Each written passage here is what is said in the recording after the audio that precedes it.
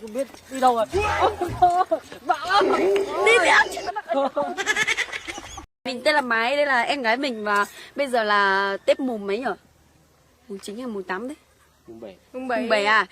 Mùng 7 rồi mọi người ạ, nên là Tết nó sắp hết rồi thì mình sẽ tranh thủ đi bắt chồng, nhưng mà với điều kiện của mình nhá, mình sẽ không bắt chồng giàu đâu, mình sẽ bắt một chồng nhiều nhất cực nhiều nhá, vẫn hồ đâu mọi người ạ. Đấy, bạn này nói chung là mà của nó rất rách thôi mọi người ạ, nhưng mà mình thích, gu của mình là thế ạ, nên là bây giờ mình sẽ đi bắt bạn đấy. Trước khi mà mình đi thì mình sẽ không bao giờ nói cho bạn ấy biết là mình sẽ đi bắt đâu, nhưng mà để là mình đi bắt thôi, chứ mình bắt như kiểu là người ta bắt vợ ấy, mình đổ sức mà, mình bắt không cần phải hỏi đâu, nên là mọi người cùng đi theo cho mình nhá. Let's go. Đi hàng ngó xem nào. Đi bắt chồng người ta thì phải oai lên. Để như tao như nào. Đi được. Dây dày. Bây giờ mình sẽ đi tìm một bạn trai nào đó ấy. Bạn đấy là bạn nhiều nhất mọi người ạ. Bạn đấy mặc quần áo rất rách thôi, nhưng mà đúng gu là vẫn chơi được. Mà đi kiểu. Mẹ. Đi cắm trai cắm tóc không? À, cái thằng mà tao đang định bắt lên này. Đi với chị.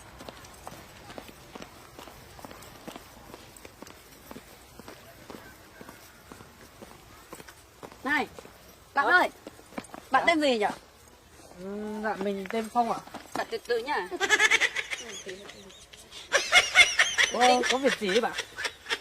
Mình đang bận làm. Bạn đang làm gì đấy? Mình đang bận làm cỏ ở đây bạn. Bạn đứng dậy ạ. Bạn có người yêu chưa? Bạn nhìn mình nghèo như này thì cũng nhiều ai yêu ai mà. Bạn ơi, chị mình sao bạn rồi. Bạn có bố mẹ không đây, sao bạn quần áo rách thế?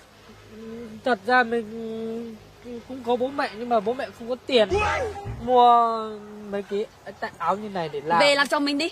Mình đại gia mà. Mình là đại gia tiền tỷ.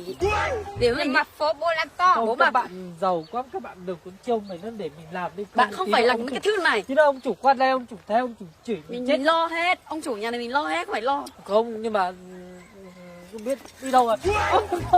Vợ đi theo. Tay.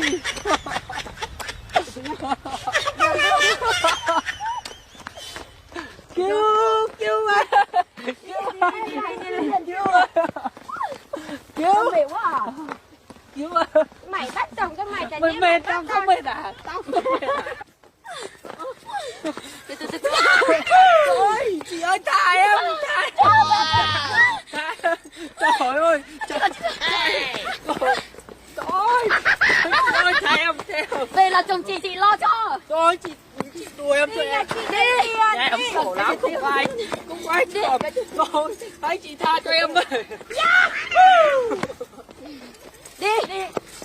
đi về nhà chị. Đi về nhà chị. Luôn nhiều vào. Anh ơi, chị ơi, em còn mấy cái áo này tôi chị đừng kéo nó rách cho em. Để chị Không mua có cho, áo để mặc chị đâu, mua chị ơi. Chị ơi, em nghèo lắm, em không có áo mặc, chị kéo cái áo của em. Trời ơi,